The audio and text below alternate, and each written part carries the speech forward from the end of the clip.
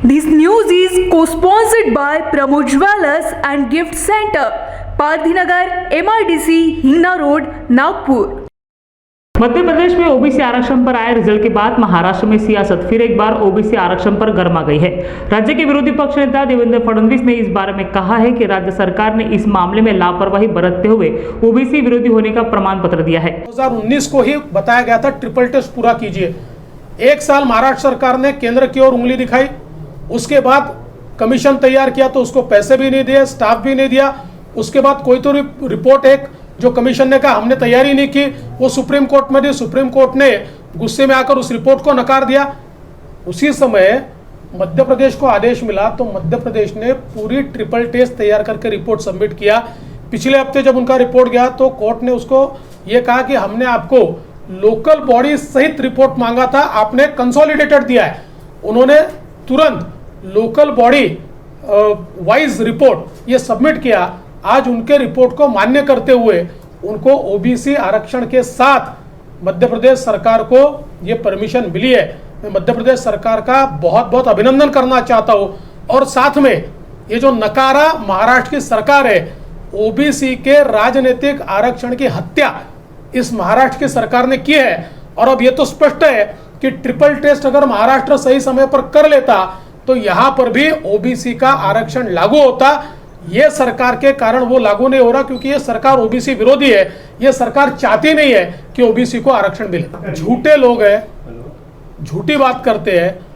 ये तो 1.5 साल पहले स्पष्ट हुआ कि केंद्र का कोई संबंध नहीं है, राज्य को करना है। मध्य प्रदेश ने करके दिखाया।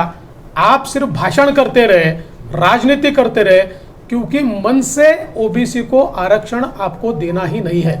तो राजनीति में दिखाई पड़ रहा है, नहीं देना चाहते, वो दबाव है उनके ऊपर। हम तो सरकार पर दबाव बनाएंगे, हम आंदोलन करेंगे, सरकार के खिलाफ मैदान में उतरेंगे। ये सरकार ने जो ओबीसी के आरक्षण की हत्या की, सरकार का पर्दाफाश करेंगे। तो वहीं कांग्रेस के प्रवक्ता अतुल लोंढे ने इस मामले में अपनी प्रतिक्रिया देते हुए कहा कि मध्य प्रदेश में जो आरक्षण दिया गया है वो टिकने वाला नहीं है। एकच आठवड्यापूर्वी सुप्रीम कोर्टाने या संदर्भामध्ये मध्य प्रदेशला नकार दिला होता आणि एकच आठवड्यामध्ये असा कोणता इम्पिरिकल डेटा त्यांनी शोधून काढला ते महाराष्ट्र गव्हर्नमेंट नक्कीच बघेल। जिथपर्यंत ओबीसीच्या आरक्षणाचा प्रश्न आहे आणि निवडणुकींचा प्रश्न आहे, 73व्या आणि 72व्या घटना दुरुस्तीप्रमाणे पिरियड संपल्यानंतर 6 महिन्याच्या कालावधीपेक्षा जास्त तुम्ही प्रशासकीय व्यवस्था ठेवू शकत नाही।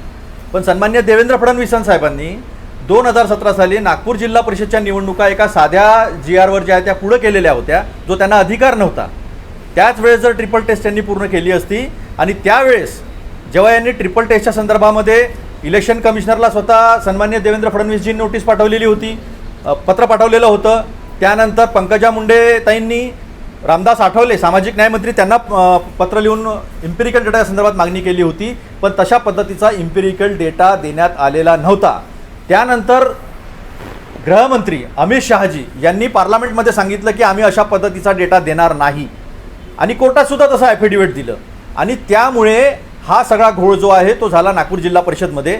नागपूर जिल्हा परिषदचा कार्यकाळ हा 2 वर्षांनी वाढल्यामुळे इतर जिल्हा परिषदच्या सदस्यांनाही असं वाटलं की आपल्याला कार्यकाळ वाढून मिळेल आणि त्यामुळे ते सगळे सुप्रीम कोर्टात गेले आणि आज ओबीसीच्या आरक्षणाचा प्रश्न जो आहे तो उपस्थित झाला।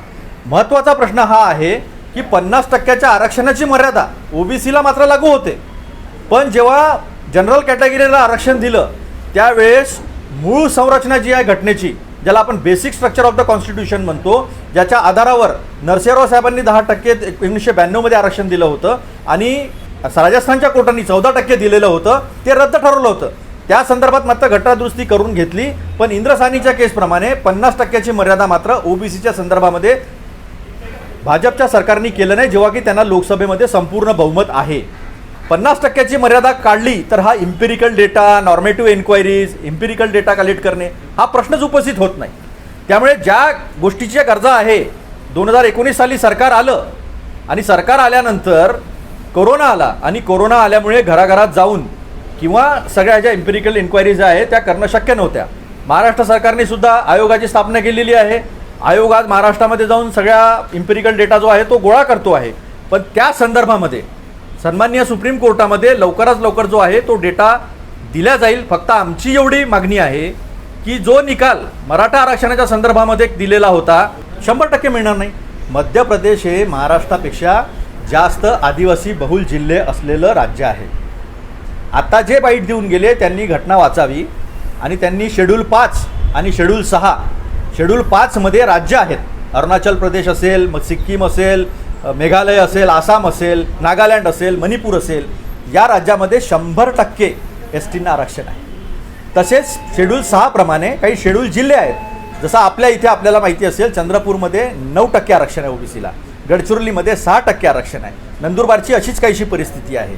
त्यामुळे ही 50%ची जी मर्यादा आहे, जी घटनेमध्ये मूलतः दिलेली नव्हती, ती इंद्र साहनी कमिशनपर्यंत प्रमाणे आलेली आहे. मग ओपनला ज्यांना गरज होती त्यांना दिलं, त्याला आमची हरकत नाही. 50%ची मर्यादा ओलांडली आहे.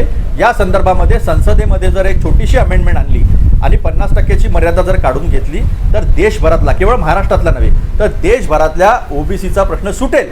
आणि ह्या भाजप सरकारमध्ये खरंच जर इमानदारी असेल तर यांनी अशा पद्धतीची दुरुस्ती करावी आणि ओबीसींना त्यांचा न्याय द्यावा, अशी आमची मागणी आहे. खेल कूद के दौरान और व्यायाम के दौरान लगने वाली चोटों के इलाज के लिए स्पोर्ट्स मेडिसिन और आर्थ्रोस्कोपिस्ट उपलब्ध हैं. ऑर्थोबेस्ट क्लिनिक में 16 ऑर्थोपेडिक सुपर स्पेशलिस्ट शामिल हैं. ये सभी एक ही छत के नीचे उपलब्ध होंगे. ऑर्थोबेस्ट आयुष्मान अस्पताल विंग, पहली मंजिल, श्रीवर्धन कॉम्प्लेक्स, रामदासपेट में स्थित है.